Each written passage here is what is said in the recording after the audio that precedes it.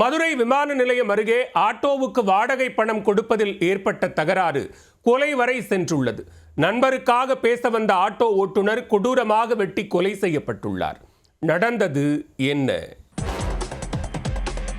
மதுரை மாவட்டம் திருப்பரங்குன்றம் அடுத்த ஊரணி பகுதியைச் சேர்ந்தவர் 27 வயதான முனீஸ்வரன்.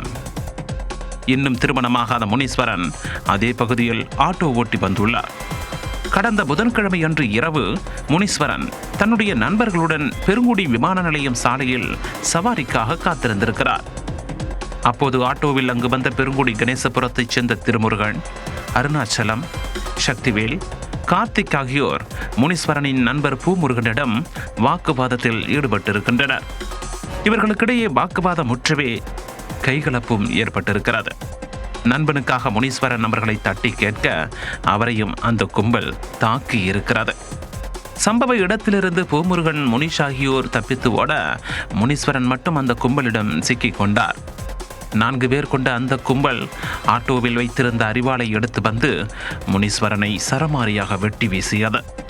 தலையில் விழுந்த வெட்டில் சம்பவ இடத்திலேயே முனீஸ்வரன் துடிதுடித்து உயிரிழந்து போனார்.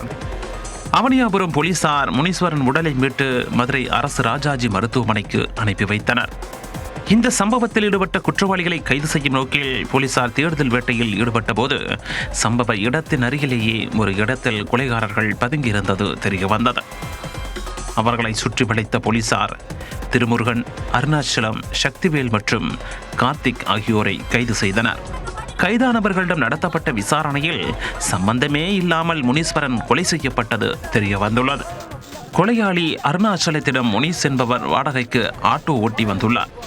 அதற்கு வாடகை பணத்தை தராததால் ஆத்திரத்தில் அருணாச்சலம் தன்னுடைய நண்பர்களோடு சென்று முனீஸிடம் தகராறு செய்திருக்கிறார். அப்போது நண்பனுக்கு ஆதரவாக முனீஸ்வரன் குறுக்கிட்டதால் அவரை வெட்டி கொலை செய்திருப்பது போலீசாரின் விசாரணையில் தெரிய வந்துள்ளது. கைது செய்யப்பட்ட 4 பேரையும் நீதிமன்றத்தில் ஆஜர்படுத்தி போலீசார் சிறையில் அடைத்துள்ளனர். மேலும் இந்த சம்பவத்தில் தப்பி ஓடிய பூமுருகனையும் போலீசார் தேடி வருகின்றனர். தகராறு நடந்த இடத்தில் நண்பனுக்கு ஆதரவாக நின்ற ஆட்டோ ஓட்டுநர் கொலை செய்யப்பட்ட சம்பவம் ஆட்டோ ஓட்டுநர்களை அதிர்ச்சியில் ஆழ்த்தியிருக்கிறது.